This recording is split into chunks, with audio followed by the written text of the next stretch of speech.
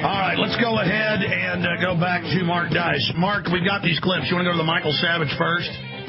Yeah, this is about a week ago, 2 weeks ago, and Michael Savage is probably one of the least controlled individuals of the mainstream media, but he again plays it off. And before we do that, here's a quote from an individual back in the 70s that was involved with Operation Mockingbird, Thomas Braden.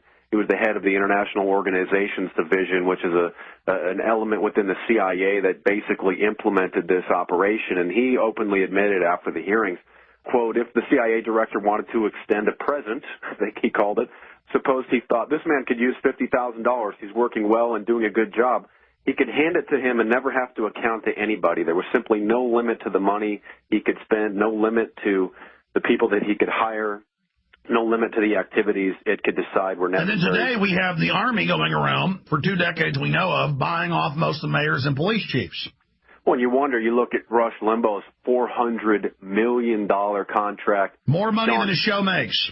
Sean Hannity's tens of millions of dollars that he gets a year. These individuals are not working class like they try to play it off. Sean Hannity's big shtick is that he's against the mainstream media. He couldn't get more mainstream media himself. Let's go ahead and play this Michael Savage clip. Tell us what happened here.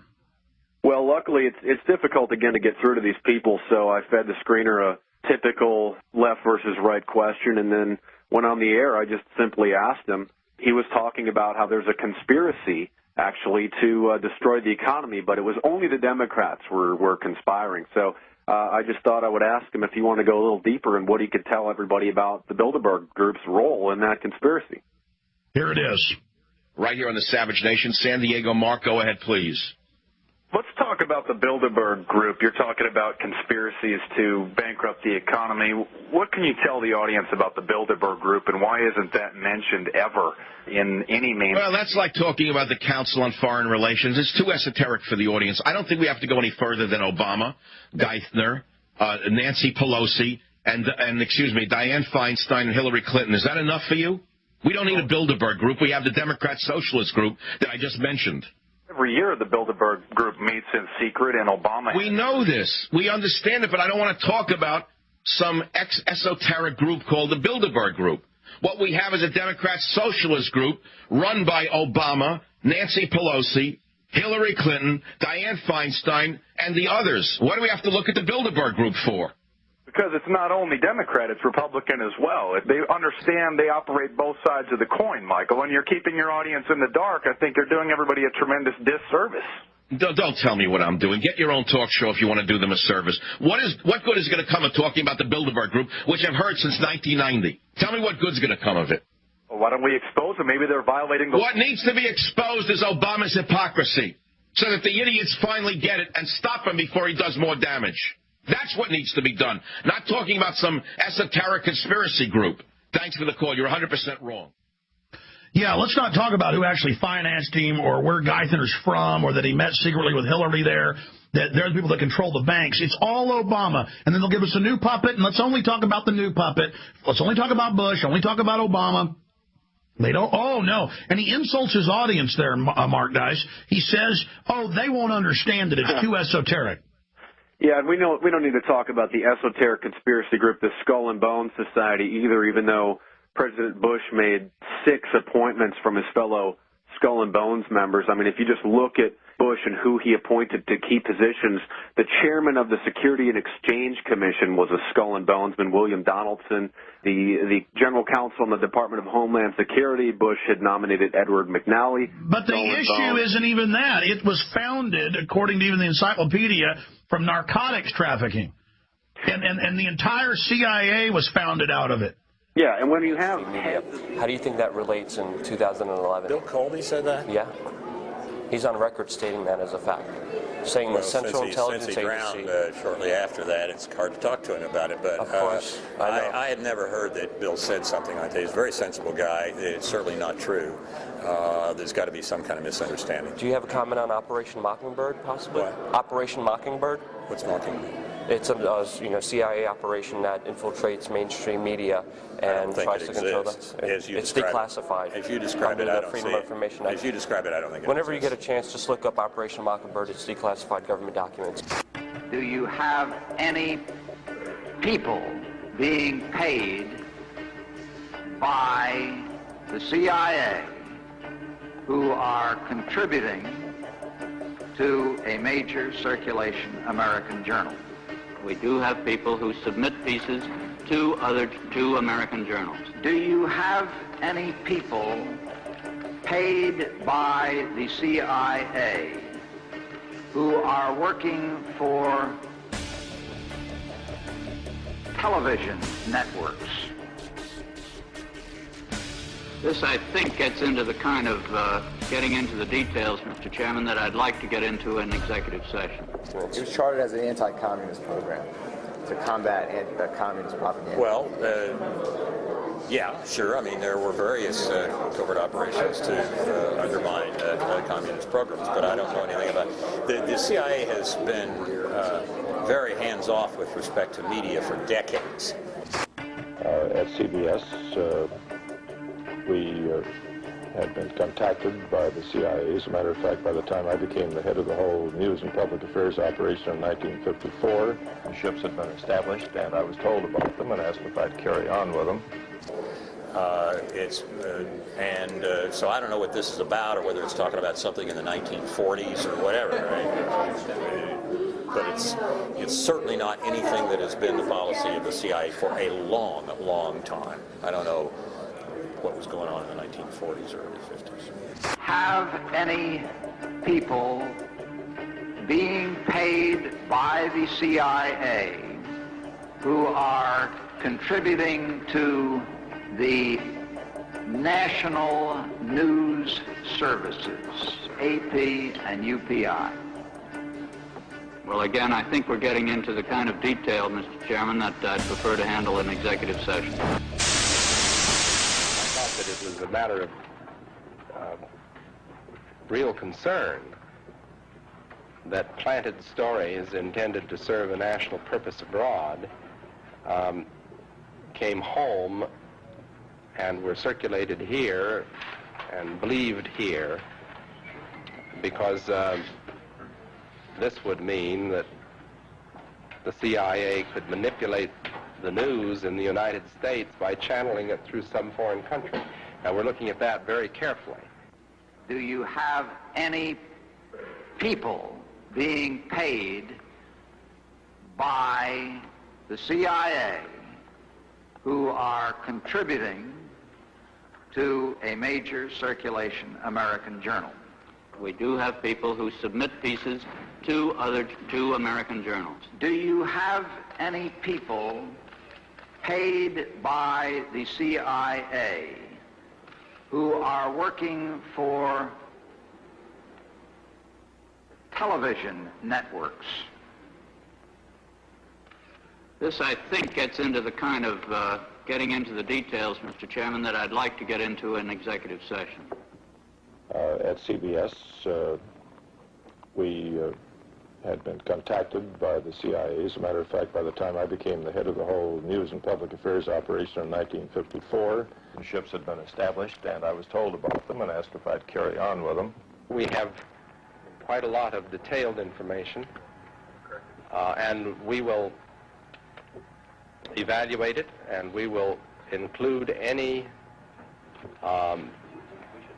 evidence of wrongdoing or any evidence of impropriety in our final report and make recommendations.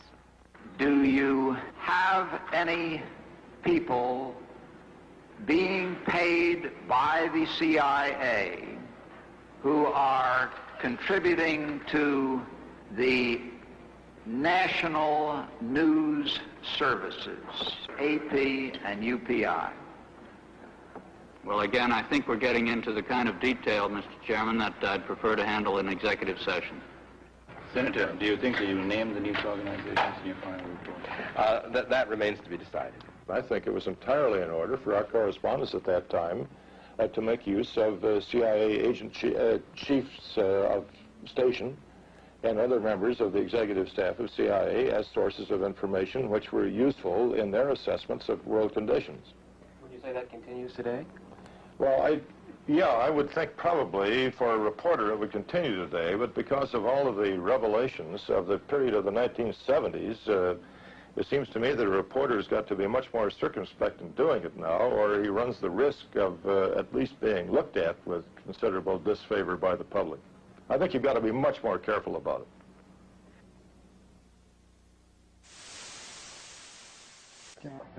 Another major story that we uncovered was the whole range of CIA media operations throughout the world. We did an analysis of these operations and the use of money, very large-scale money. It's thought between 1/3 and 40% of the CIA's budget. And I should say that that budget figure is the biggest secret that there is in Washington today.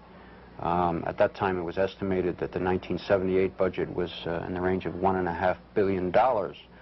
A more recent estimate by a military journal, not a liberal journal by any means, estimated that the CIA's budget today is in the range of $10 billion.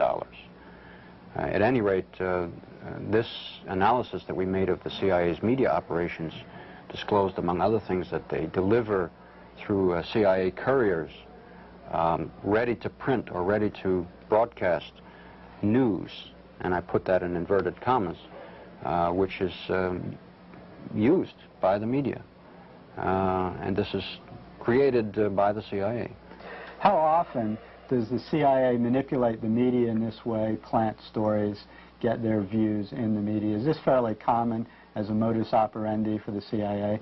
It goes beyond your, in the course of the past 30 years, it goes beyond your wildest imagination, the extent to which the CIA has gone to manipulate public opinion. If you include the MH Chaos program, which was a $1 billion program of setting up proprietary companies, setting up student organizations so they could draw radical students in and do every kind of duplicitous manipulation of national student movements, press, propaganda, labor, extensive formation of labor unions, funding of major labor unions, with the objective essentially of manipulating the mind and attitudes of workers throughout the nation and the world. This was the essential tool that they used to destabilize Chile and overthrow Allende. Was, of course, making the economy scream, getting to the military officers, but it was essentially the truckers' union that finally brought the country down and justified, quote, justified Pinochet's takeover of power.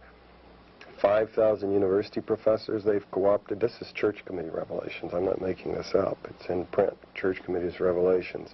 5,000 university professors co-opted to help the CIA manipulate people's minds. 400 journalists in the U.S., including big-name journalists. Now, that's a big chunk of the prominent journalists co-opted to function routinely to help the CIA put out its stories and biases to the world. There are a whole range of areas wherein the CIA provides briefings to selected journalists, and there are numerous cases where the CIA has, for example, published books, and several thousand books were published in English by the CIA, and this is documented in the Church Committee report. They set up 250 news services and wire services, some of which, not all, but some of which are still in the pocket of the CIA.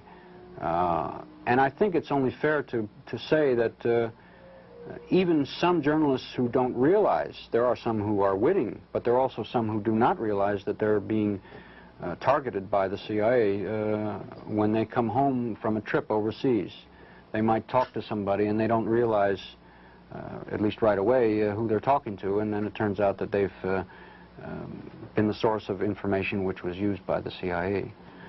And then specific operations around the world from corner to corner to discredit this individual, create an impression about that situation, such as El Salvador, the famous white papers in the Angolan operation, which I note were, you know, back in the good old days, we did a better job.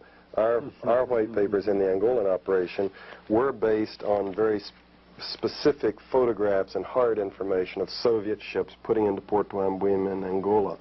The white paper that the CIA produced for Alexander Haig to justify the intervention in El Salvador was a piece of trash. It was discredited by the right and the left and the center. It didn't hold together. I should point, for example, to the stories that came out during the Angola operation, where it was discovered that the CIA was involved in a massive covert operation, which the Congress cut off when they learned about it. There were certainly a small handful, really a tiny handful, you could count them on the fingers of one hand, of the members of Congress who knew about that operation and the scale of it beforehand, and then they cut it off. Well, one of the revelations at the time that came out was that the CIA had created a story that was planted in the media that the Cubans who were in Angola at the time were raping Angolan women, and that they were really doing very, very gross things to these women and killing them. Well, it was disclosed, in fact, by John Stockwell, among other people, who was the former CIA station chief, or in charge of the CIA's task force in Angola, that that whole story was created by the CIA station in Zambia and in Zaire, where they sat around a table and wrote this story, and then it was fed to a stringer, who then fed it to a news service, who then got it to the AP, Associated Press, who then picked it up and it was sent around the world, and it was printed in hundreds of newspapers as fact. But you can rest assured that it is at least very difficult for the American people, including us, to know what is true about the Sandinista government in Nicaragua, for example, or about El Salvador, or about Argentina and the Falklands right now. Our former ally of a month ago is now our enemy in this confrontation. In Jamaica, for example, and then this very specific, the Libyan hit squad, the mythical Libyan hit squad. We had a situation where President Reagan and President Gaddafi were confronting each other internationally. Reagan ordered our ship into what Libya claims is its waters, with the specific intention of either standing Gaddafi down or provoking an incident. And it worked. He shot down 2 Libyan jet fighter planes. And then Gaddafi was incensed, and there was a credibility problem. There was the president of the giant United States confronting this relatively small... He a Jew, she a Jew, we some Jews. Wouldn't you like to be a Jew, too? Only if you're in the bloodline.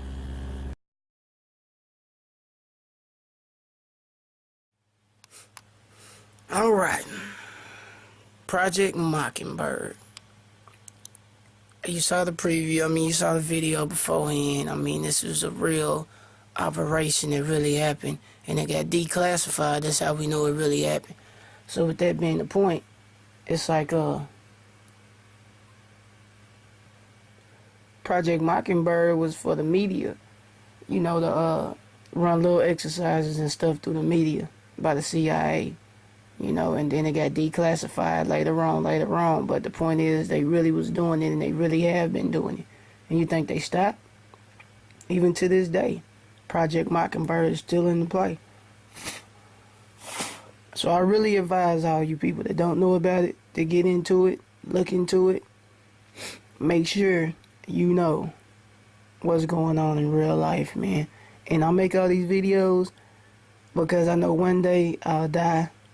And then in death, you'll understand that what I've been saying is the truth, and you'll see they'll kill me for the truth, just like they did Jesus and the apostles and everybody else. And most people didn't believe what Jesus was saying until he was gone. You know what I'm saying? So I'm just bringing you truth, man, every day. Operation Mockingbird. Look it up yourself. I gave you a little bit of some. You got David Icke and Alex Jones and a couple of other people talking about it. It's real. It's really real. And it's a disinformation thing. They got that out there to give you false information, like the 9/11 crap, Crazy Crew Entertainment, man. Crew or Die videos, and ain't nothing after that. You dig? You beezies?